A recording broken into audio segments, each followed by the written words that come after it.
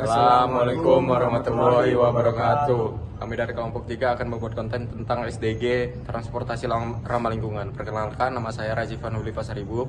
Nama saya Yandema Stephen Pelgaol. Saya Dinas Kamarzuki. Saya Davan Arkia Suranto. Di sini saya akan membahas SDG transportasi ramah lingkungan. SDG Sustainable Development Goals terkait transportasi ramah lingkungan berfokus pada tujuan ke-11, yaitu kota dan pemukiman yang inklusif, aman, dan tangguh. Dengan target terkait transportasi yang mencakup pengurangan dampak lingkungan dan meningkatkan aksesibilitas untuk semua. Secara khusus, ini berhubungan dengan tujuan ke-11, membuat kota dan pemukiman inklusif, aman, tangguh, dan berkelanjutan. Target 11.2 menyediakan akses sistem transportasi yang aman, terjangkau, dapat diakses, dan berkelanjutan untuk semua, dengan meningkatkan transportasi publik dan berfokus pada penduduk yang terpinggirkan, termasuk wanita, anak-anak, orang tua, dan penyandang disabilitas. Nah, transportasi ramah lingkungan dalam konteks SDG, pengaruh emisi gas rumah kaca. Transportasi ramah lingkungan mendukung tentang pengurangan emisi karbon gas rumah kaca atau GRK melalui adopsi kendaraan listrik, transportasi umum yang lebih efisien, serta infrastruktur yang ramah lingkungan. Promosi transportasi publik dan berkelanjutan, mengembangkan sistem transportasi publik yang terjangkau dan efisien untuk mengurangi ketergantungan pada kendaraan pribadi yang dapat mengurangi polusi udara dan kemacetan transportasi berbasis energi terbarukan. Menggunakan energi terbarukan untuk kendaraan umum seperti bus listrik atau kereta api untuk mengurangi jejak karbon sekitar transportasi. Pembangunan infrastruktur berkelanjutan, yaitu mengutamakan tentang pembangunan jalur sepeda, pejalan kaki, serta fasilitas transportasi yang ramah lingkungan seperti stasiun pengisian kendaraan listrik. Selanjutnya, pentingnya transportasi ramah lingkungan. Mengurangi polusi udara dan suara yang berdampak pada kesehatan masyarakat, menurunkan ketergantungan pada bahan bakar fosil, mengurangi kemacetan yang berkontribusi pada efisien waktu dan energi secara keseluruhan. Tujuan SDG terkait transportasi ramah lingkungan bertujuan untuk menciptakan sistem transportasi yang lebih bersih, efisien, dan inklusif, mengurangi dampak lingkungan serta mendukung keberlanjutan jangka panjang. Peran transportasi dalam pembangunan berkelanjutan pertama kali diakui pada Earth Summit PBB tahun 1992 dan diperkuat dalam dokumen hasilnya Agenda 21 dalam melakukan tinjauan 5 tahun atas implementasi Agenda 21 selama sesi khusus ke-19 pada tahun 1997. Majelis Umum PBB lebih lanjut mencatat bahwa selama 20 tahun ke depan transportasi diharapkan menjadi kekuatan pendorong utama di balik meningkatnya permintaan energi dunia. Memang sekarang ini merupakan penggunaan akhir energi terbesar di negara-negara maju dan yang paling cepat berkembang di sebagian besar negara-negara berkembang.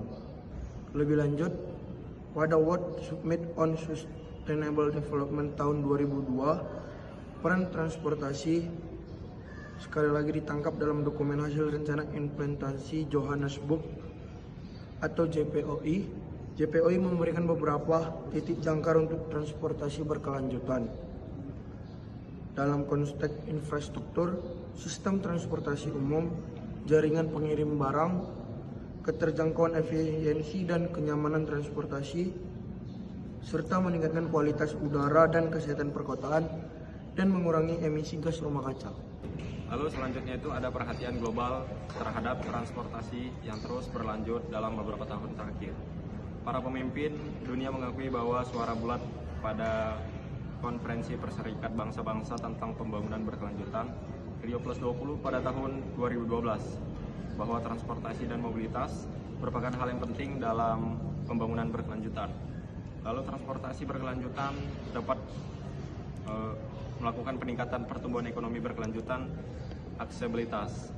Transportasi berkelanjutan mencapai integrasi ekonomi yang lebih baik dengan tetap menghormati lingkungan, meningkatkan keadilan, kesehatan, ketahanan kota, hubungan perkotaan, dan produktivitas daerah pedesaan.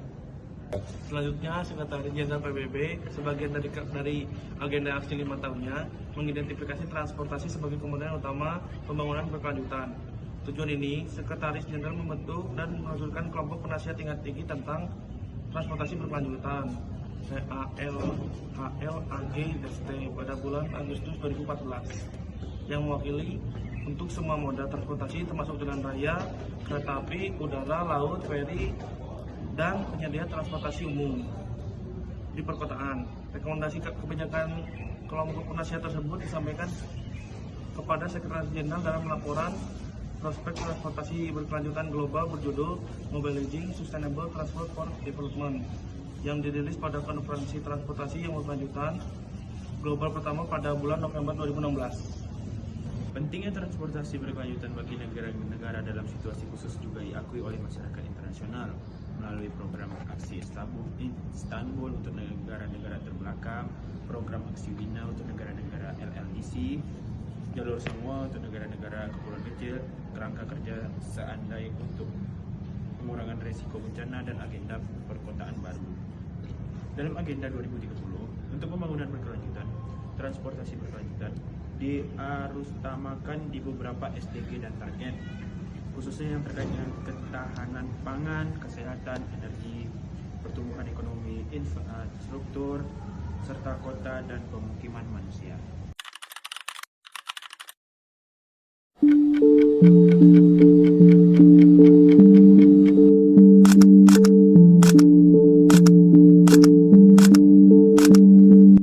Banyaknya gedung-gedung tinggi, kurangnya lahan hijau, emisi kendaraan pribadi, serta seringnya aktivitas pembakaran menjadi penyebab polusi udara di kota-kota besar.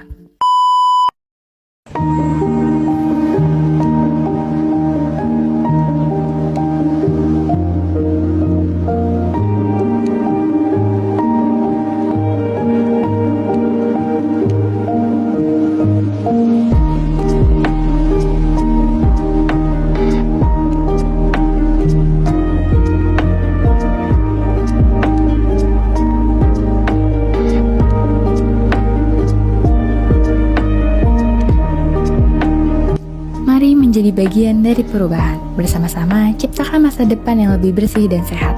Solusi untuk polusi dimulai dari kita. Sekian dari video kami yang tadi tentang penjelasan SDG transportasi ramah lingkungan. Mohon maaf bila ada salah kata. Assalamualaikum warahmatullahi wabarakatuh.